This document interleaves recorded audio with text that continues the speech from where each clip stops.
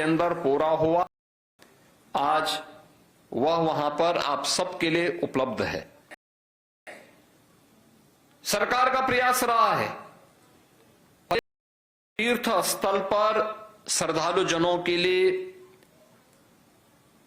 अच्छी सुविधा प्राप्त हो, आज के समय के अनुरूप हम सुविधा उपलब्ध करवा सकें। एक समय था सीमित साधन नहीं थे, सीमित संख्या में श्रद्धालु जाते थे, आज साधन हो गए हैं।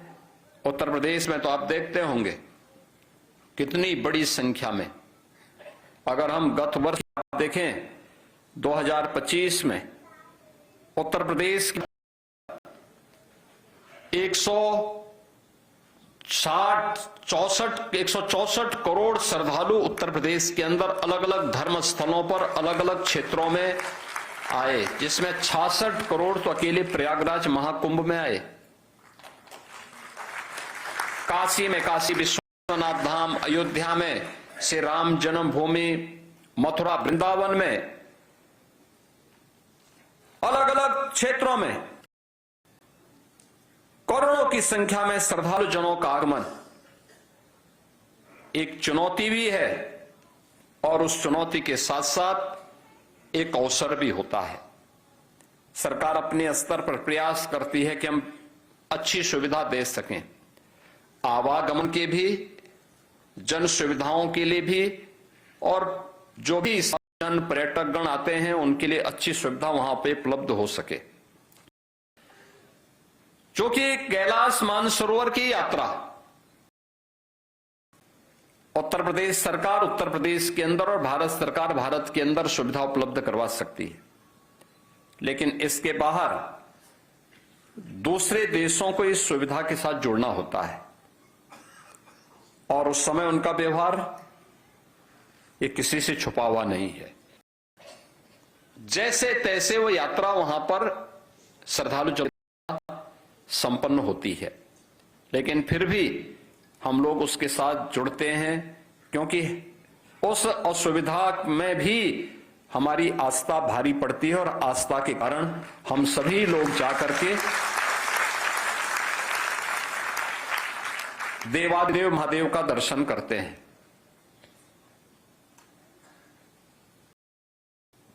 डबल इंजन की सरकार का पूरा फोकस है इस बात को लेकर के कि हम लोग इस क्षेत्र में जो संभावनाएं हैं उन संभावनाओं को तेजी के साथ आगे बढ़ा सकें और उन संभावनाओं के माध्यम से प्रदेश के विकास और इसके माध्यम से नए रोजगार के अवसर भी उपलब्ध करवाएं। ऐसा नहीं, आज के दिन पे तो उत्तर प्रदेश में लखनऊ में भी, अयोध्या में भी, काशी में भी, प्रयागराज में, चित्रकूट में, विंध्यवासिनी धाम में, नैमिषारण्य में, मथुरा वृंदावन में, सुख तीर्थ में,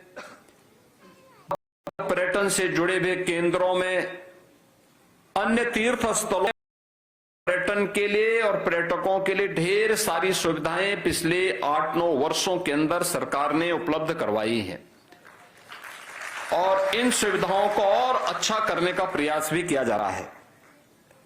जो बात यहां मेरे सामने अभी कही गई कि मेडिकल की सुविधा और अन्य सुविधाओं के लिए वहां पे अभी भी परेशानी होती है, हम लोग प्रयास करेंगे, आप अपना पत्रक दीजिएगा, हम लोग प्रयास करेंगे कि हम विदेश मंत्रालय के साथ बातचीत करेंगे और आने वाले समय में गाजियाबाद में ही ये सुविधा उपलब्ध हो सके।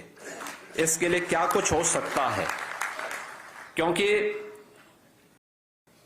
विदेश मंत्रालय ने भी बहुत सारी चीजें बहुत सुविधाजनक बनाई हैं। जैसे पासपोर्ट के लिए पहले केवल दिल्ली में ये सुविधा थी, आज लगभग हर जनपद में पासपोर्ट के कार्यालय बहुत अच्छे और शानदार बन गए हैं, बहुत अच्छी सुविधा वहां हो गई है, बहुत सारी सुविधाएं ऑनलाइन भी उपलब्ध हो रही हैं।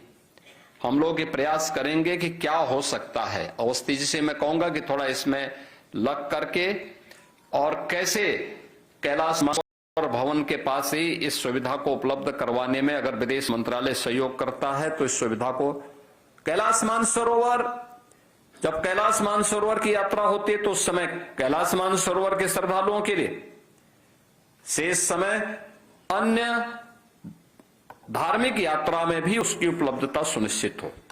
मैंने पर्यटन और संस्कृति विभाग को पहले भी कहा था कि इसका हमें बेहतर उपयोग करना चाहिए, लेकिन उपयोग ही नहीं करना, उसका रखरखाव भी करना है।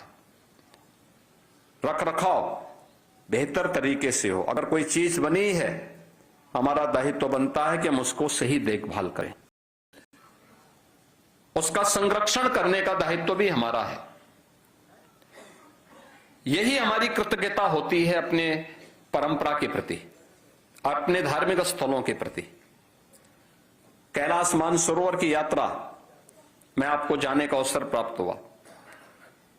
प्रयास होना चाहिए कि अलग अलग समय में यात्राएं होती हैं।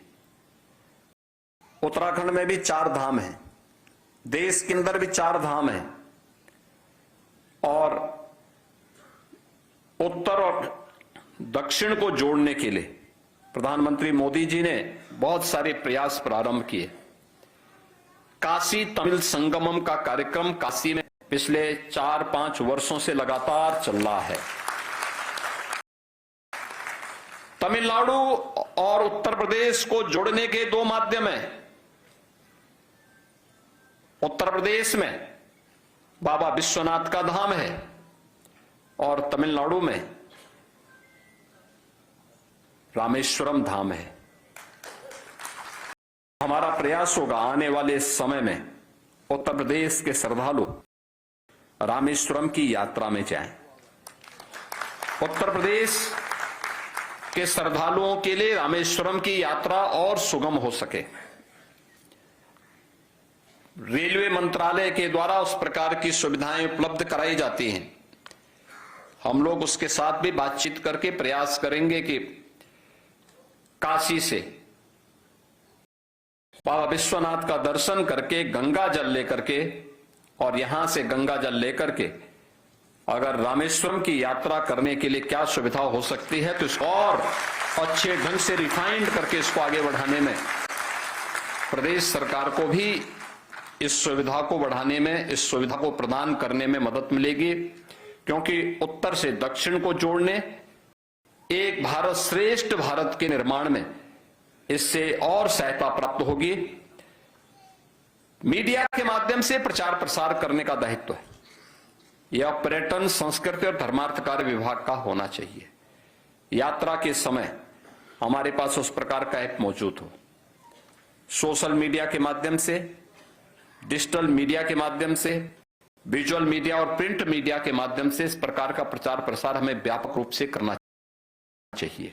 अगर हम करेंगे तो विभाग का भी और उस प्रकार के प्रचार प्रसार के माध्यम से, इन धर्मस्थलों के माध्यम से प्रदेश की अर्थव्यवस्था में एक नई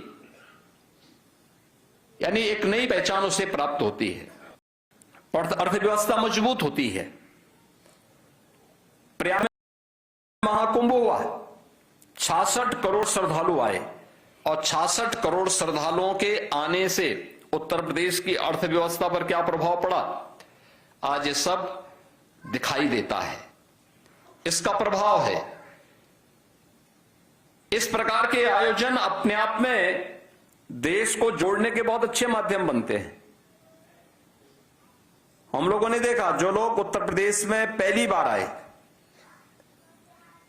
उस समय उनके बीच में उत्तर प्रदेश के बारे में जो धारणा गई थी कि उत्तर प्रदेश में सुरक्षा नहीं है, विकास नहीं है, अव्यवस्था है, लोगों का व्यवहार ठीक नहीं है।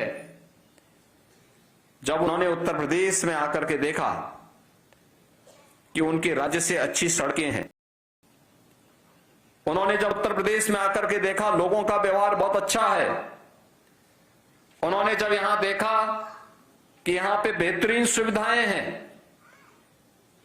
हम लोग तो ये भी देखते थे कि महाकुंभ के दौरान 10-10 किलोमीटर लोग पैदल चले, उनको लोग, कुछ यूट्यूबर्स उनके बीच में जाकर के उनको भड़के काम करते थे तो उनको भगाते थे। वो कहते थे कि भाई पैदल मैं जा रहा हूं, मुझे संगम में स्नान करना है, तुम्हें परेशानी क्या हो रही है।